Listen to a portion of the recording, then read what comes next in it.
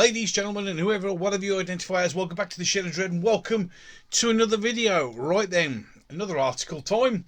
Let's get the goggles on.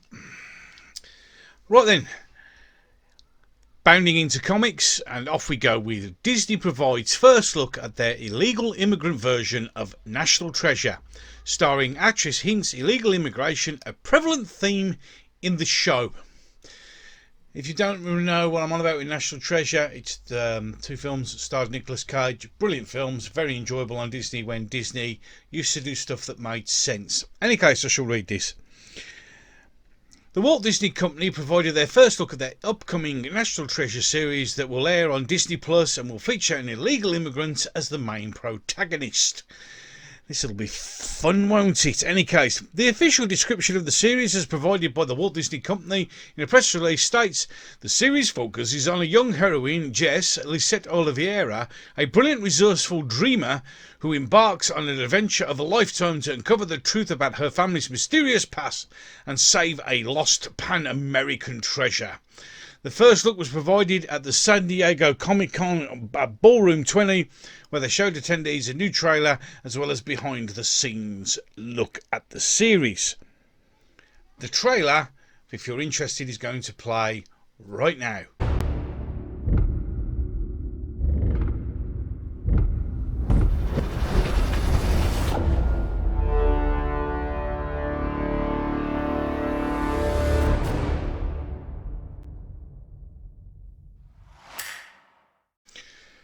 There you go.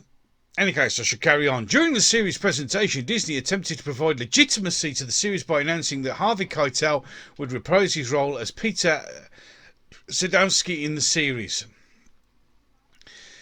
If you didn't know, that was he was the FBI agent who was always tracking down Nicolas Cage's Benjamin Franklin Gates, who had stolen the Declaration of Independence in order to discover the location of the treasure of the Knights Templar, which was a very good film. Both the National Treasure films were really quite enjoyable, to be fair. But of course, we can't have that now, can we? Disney had previously announced that Justin Bartha would also reprise his role as Ridley Poole, Gates, his best friend, psychic and resident computer expert. In behind-the-scenes video, Bartha would discuss the upcoming TV series, stating, "What sets the television show apart? It's a different world now." Well, of course it is. Exploring American history is a lot different than it was 20 years ago when I was a young guy on set. Now I'm not, and so therefore now it's all about the wokeness and not necessarily about the story.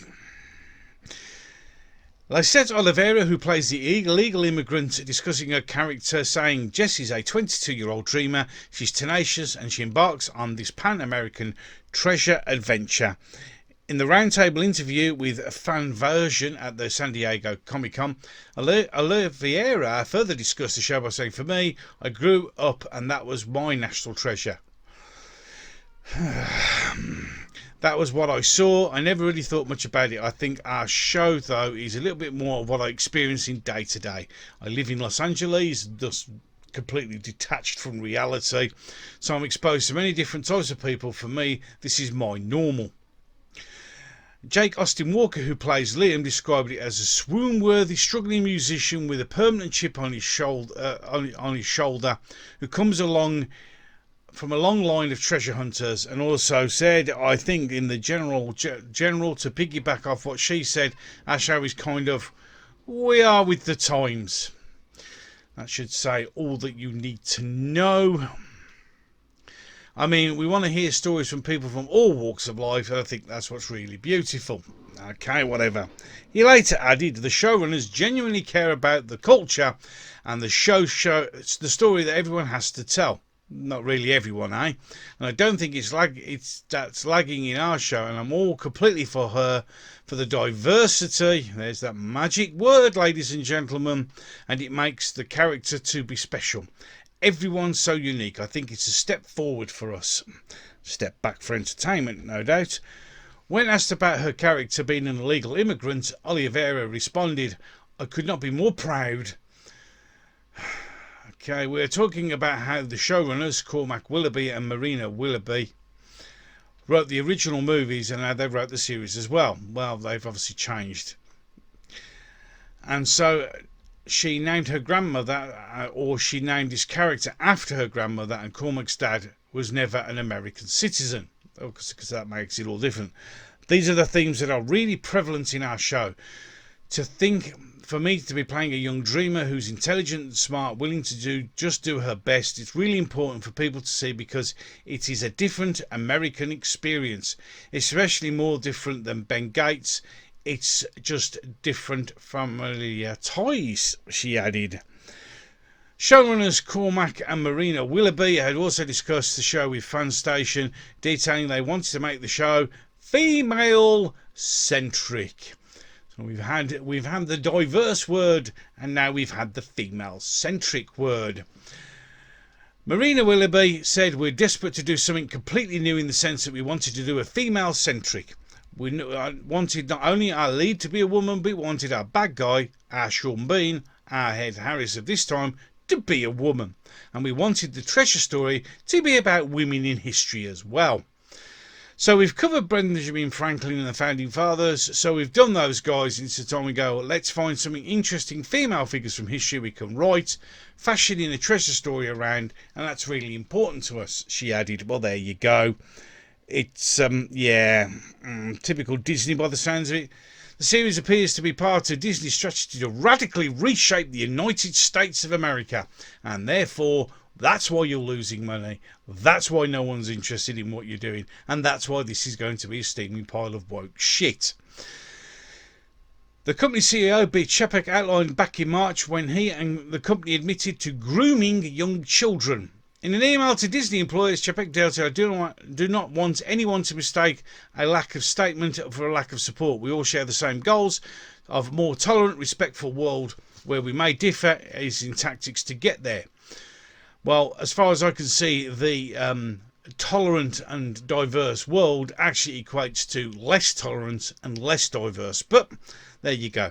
And because this struggle is much bigger than anyone built in any one state, I believe the best way for our company to bring lasting change is to inspire content we produce, welcoming culture we create, and the diverse community organisations we support, he added, which, surprisingly enough, as I've just said, only supports certain things, making it less inclusive and less diverse.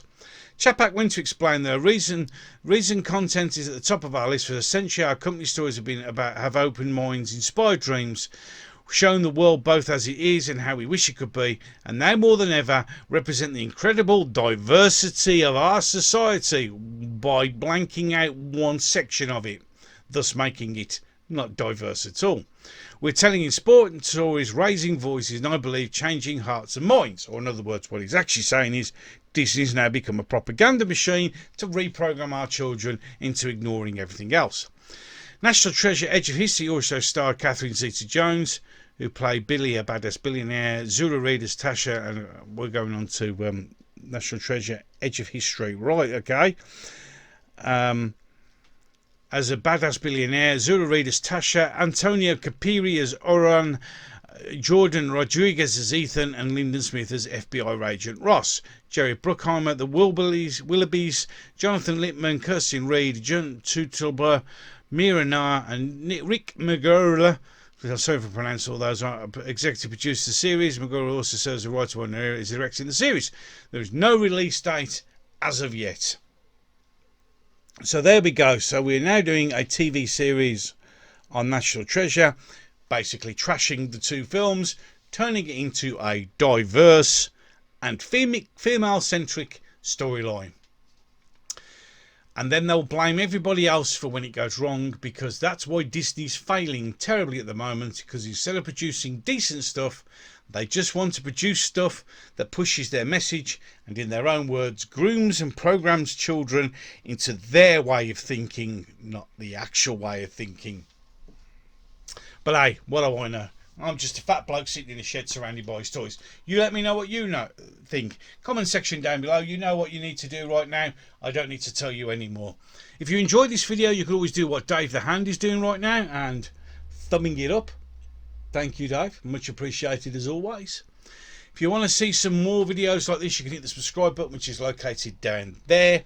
And if you do that, don't forget to ding the bell, that little thing over there. and that will let you know that I've done another video, unless of course YouTube turn it off, but hey, you know, that's the way it is.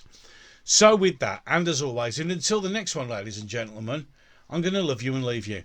Thank you for spending some time with me. As you know, it's always appreciated.